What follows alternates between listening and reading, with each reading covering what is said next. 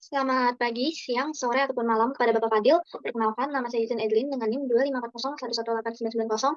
Jadi pada hari ini saya ingin membagikan video mengenai proses pembuatan kursi dan pembuatan exhibition dari kursi tersebut. Dan pembuatan proses ini dilakukan untuk melaksanakan ujian tengah semester di Binus University tahun 2023. Jadi di sini aplikasi yang saya gunakan adalah SketchUp Pro tahun 2022 dan di sini saya sudah mencoba sebelumnya dalam pembuatan kerangka dan kursi dari soal yang sudah diberikan contoh yang ada di exam BINUS. Dan di sini ternyata, terdapat beberapa perbedaan ketika saya mencobanya.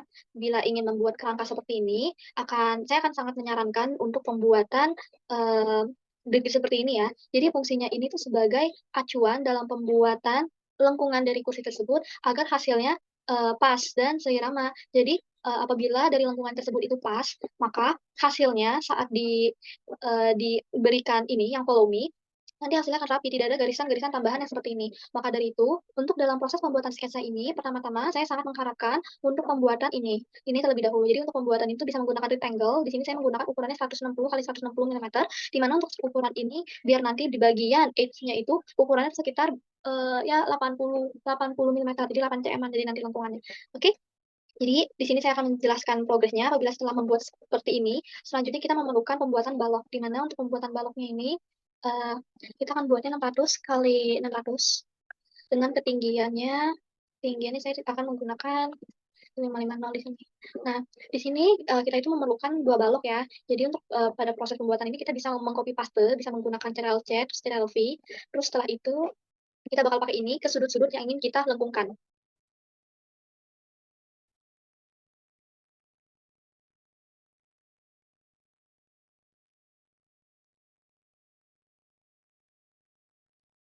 Oke, setelah membuat balok dengan penggunaan rectangle tool, dan kita sudah memberi ya, bagian bantuan garisan dalam pembuatan lengkungan. Nah, untuk pembuatan lengkungannya itu sendiri kita bisa menggunakan yang namanya two point arc. Jadi, kita pakaiin satu-satu ya point arc-nya ke bagian sisi yang sudah diberi tanda.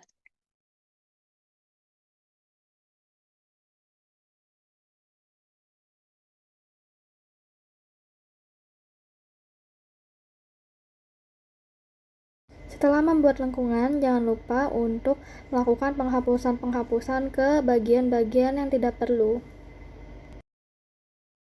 Setelah sudah jadi, nanti hasilnya akan seperti ini, dan untuk membuat kerangkanya sendiri, kita memerlukan yang namanya circle tool. Di mana untuk circle tool ini nanti akan ditaruh di bagian midpoint-nya sini, lalu ini kan bentuknya tidurannya. Jadi untuk dia berdiri, kita bisa menggunakan, tombol yang atas, bawah, kiri, kanan yang ada di keyboard kalian, baik di komputer ataupun di laptop, dan bisa disesuaikan. Dan ini saya akan menggunakan tombol yang kiri ya, biar berdiri. Dan untuk ukurannya ini, saya akan menggunakan ukurannya itu 20 milimeter. Setelah itu, nanti, setelah semuanya sudah seperti ini, yang diperlukan adalah, meng-select, semua kerangka-kerangka yang sudah dibuat tadi.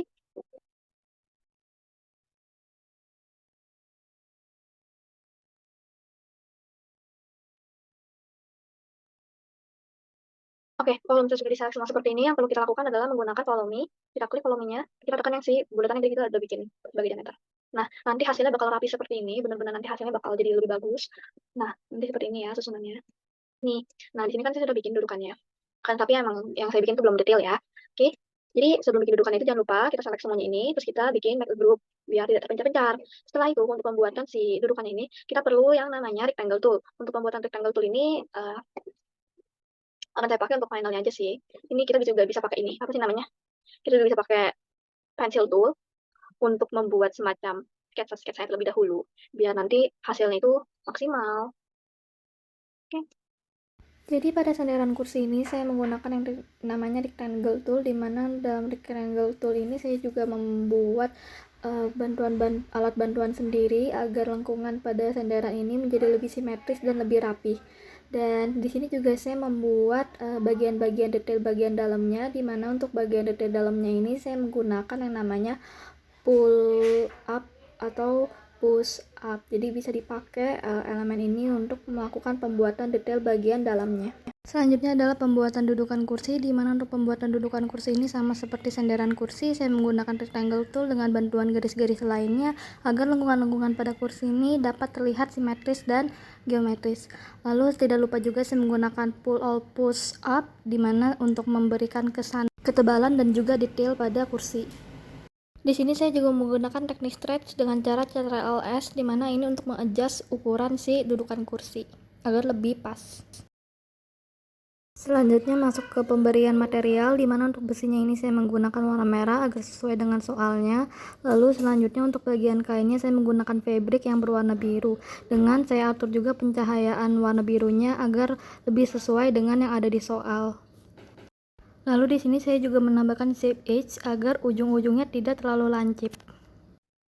Selanjutnya setelah membuat kursi, kita akan membuat exhibition-nya. Jadi kalau dalam soal itu di bagian bawahnya terdapat 2 lingkaran. Untuk lingkarannya ini kita akan pakai circle tool, lalu kita akan naikkan ketinggiannya dengan menggunakan push up. Ini kita akan kasih ketinggian 200. Lalu pada bagian bawah juga terdapat satu lingkaran kecil, yang dimana lingkaran ini memiliki ketinggian yang jauh lebih rendah. Oh ya, sebelumnya ini kita grup terlebih dahulu. Ini ketinggiannya kita akan pakai 100 saja. Lalu setelah itu kita juga akan bikin hiasan-hiasan yang lain, dimana untuk hiasan yang ini kita akan menggunakan circle tool, line, dan teknik follow me. Di sini kita akan pakai 80 saja. Setelah membuat lingkaran, buat juga garis menyamping dan ke atas untuk menentukan lebar dan tingginya. Tingginya aku memakai 300 mm dan lebarnya 500 mm. Dimana setelah itu membuat juga sebuah lengkungan di bagian atasnya dan memakai teknik follow me. Dimana nanti kita jalurnya bakal kita select, terus abis itu kita klik follow me dan klik si lingkarannya.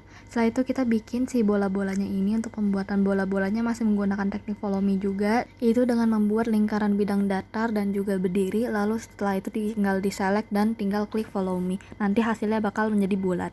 Lalu selanjutnya saya akan membuat partisi bagian belakang dengan menggunakan circle tool, dimana nanti akan saya bagi tengah dan lalu akan di eraser lagi sampai ngebentuk seperti gambar di sini. Lalu di sampingnya juga jangan lupa dibikin sebuah lengkungan dengan cara penggunaan si 2-point arc. Terus abis itu nanti tinggal di push up aja dan tinggal dihapus-hapusin bila ada beberapa hal yang masih kurang, seperti tiba-tiba kehapus yang lain, bisa ditambahin sendiri dengan menggunakan pencil tool atau enggak rectangle tool. Setelah itu di sini saya akan membuat tabung untuk membolongi bagian tengahnya, dan untuk membolongi bagian tengahnya ini menggunakan teknik khusus, yaitu select kedua objek tersebut lalu pilih insert face yang with model. Nanti hasilnya bisa dihapus-hapusin satu-satu, jadi terpisah-pisah. Setelah menjadi objek yang terpisah, maka bisa menghapusnya menggunakan eraser tool satu-satu. Di sini saya menghapusnya satu-satu agar terlihat lebih rapi dan tidak berantakan. Penggunaan teknik ini tidak hanya untuk yang buat lingkarannya saja, akan tetapi untuk partisi yang satu lagi yang membentuk seperti pintu, ini juga menggunakan teknik yang sama seperti yang sebelumnya. Untuk pembuatan desain partisi yang ini terbilang lebih banyak daripada yang sebelumnya, karena untuk partisi ini memiliki ukuran yang berbeda dengan yang sebelumnya. Jadi ukuran partisi yang kedua ini memiliki ukuran yang lebih pendek. Saat melakukan intersect face with model, biasanya saya akan melakukan grouping terlebih dahulu kepada benda yang ingin saya jadikan sebagai pisau untuk memotong objek. Jadi hal ini untuk mempermudah dalam proses pemotongan agar nantinya tidak perlu ribet dalam hal menghapus satu persatu. Lanjut ke pembuatan desain yang berikutnya. Di sini saya membuat semacam alas menggunakan rectangle tool, alas untuk tempat lem yang nantinya akan kita download di warehouse. Lalu selanjutnya di sini saya ingin melakukan penataan kembali agar sesuai dengan soal UTS yang ada. Di sini saya menggunakan rotate dan juga menggunakan scale untuk membantu perubahan dari objek-objek yang sudah dibuat sebelumnya. Lalu selanjutnya membuat elemen desain lagi dengan menggunakan circle tool yang hanya dipakai setengah aja, jadi nantinya bakal di cut dan nanti di erase bagian bawahnya. Setelah itu menggunakan teknik push up untuk memberikan ketebalan pada objek tersebut. Setelah semua desain sudah jadi dan sudah disusun dengan rapi, selanjutnya kita akan memilih bagian-bagian peralatan yang perlu kita download seperti lampu dan juga coffee table. Tapi ada juga seperti hiasan tanaman sih. Nah, akan tetapi karena di sini tanamannya tidak ada yang sesuai dengan soal, maka dari itu saya mencari tanaman yang paling mendekati.